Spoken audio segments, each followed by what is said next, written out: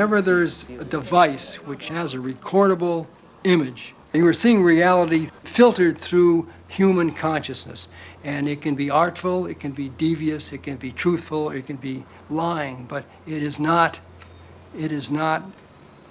reality has literally disappeared in the modern world.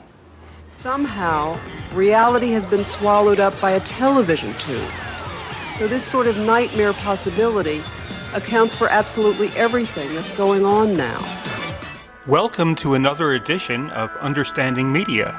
Today our topic is the media smear campaign. What is it? How can you identify it? And why is it important? Now, with the 24-hour news cycle, there's a constant stream of news engulfing us. Sometimes it feels like we're being bombarded by the Apple bonkers from the movie Yellow Submarine. We may have dimly sensed that there are special interests out there who have their attack dogs ready, their armies of mean clowns and snapping turtles poised to descend on anyone who offers fresh insights on how to solve age-old problems. Ladies and gentlemen, the Network News Hour with Sybil the Soothsayer. Everybody kept saying, my God, what a brilliant satire, and Patty and I kept saying, it's not satire, it's sheer reportage. It would be milder today because almost half the things predicted in Network have come true. Entertainment and news are the same thing now. All that news, some of it may be positive, some of it may be negative, some of it may be well reported, some of it may be poorly reported, but within that vast stream of news, we may encounter false stories planted to smear a person or organization. Dad, what is this? This week's issue of the news report, I expect. You know what I'm talking about, the item at the bottom of the first page. Ambassador Hendricks and the drug cartel, you know it isn't true. Do I? Research checked this out with 3 different sources. These allegations are completely unsubstantiated. Unsubstantiated, maybe, but true or false, the story has merit. Why should we care whether news stories are true or false? Well, as citizens, we're constantly called upon to make decisions that affect the future of society, government, and our own quality of life. We can only make good decisions if we have accurate information. So when special interests try to feed us disinformation, this is like trying to game the system by cheating. Also, the nature of our populist media is that they're constantly creating heroes and villains.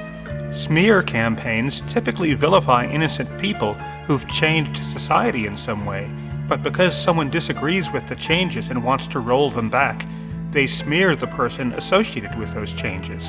You can't do this. Victoria, we're in a war with these people. The only way to beat them is to attack and expose. Attack and expose. My name is on the masthead as associate editor. I can't be a party to this. Sorry. Victoria. Reputable media are supposed to deal in facts and to carefully confirm stories using multiple sources. So, one of the ways we can spot a false story is that it hasn't been corroborated, or the sources are biased. They all inhabit the same echo chamber, and what they say doesn't jibe with more reputable sources or with reality.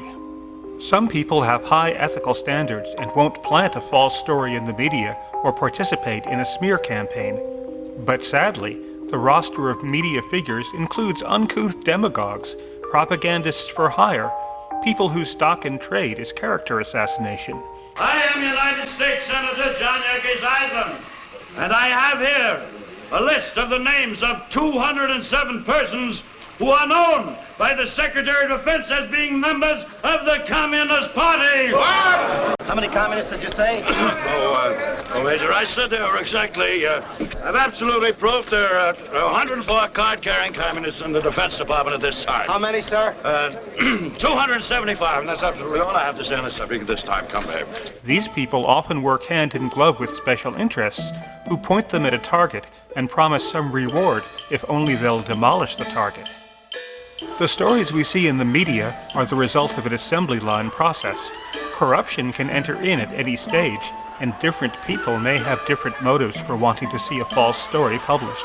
Personal vendettas, ideological obsessions, and economic greed can all move a false story forward along the conveyor belt.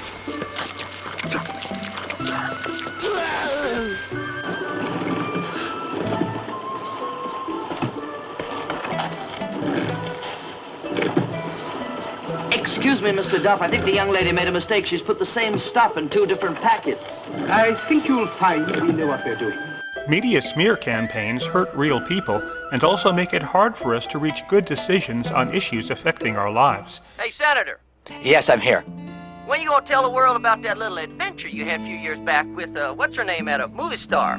Deidre Ross. What?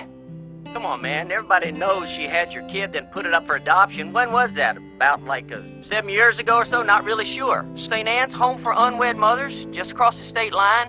And don't tell me you don't know about it. Hell, man, I got witnesses. You know this woman, this actress?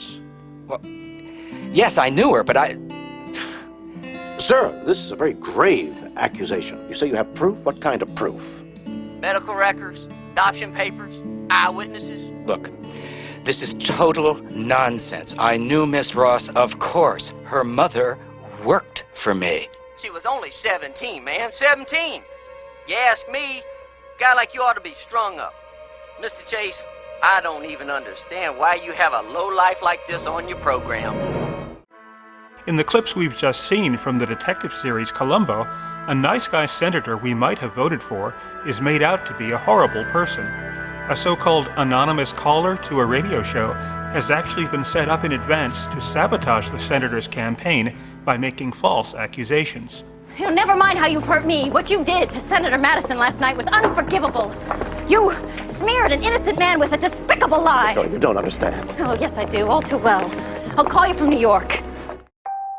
To be good citizens, we need to be media literate.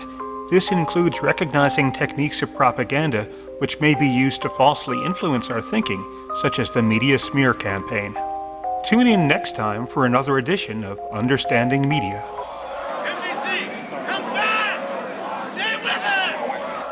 The people in the streets recognize that their validity would not be certified unless it was on television.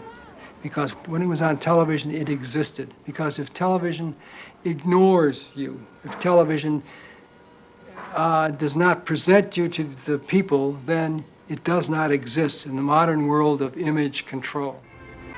What we're really dealing with in the period in which we live is an extraordinary conformity that, despite the seeming pluralism, the seeming diversity, in fact, we are seeing many, many different reflections of the same underlying reality. People have especially become aware that there's become a blur, there's developed a blur between entertainment and news.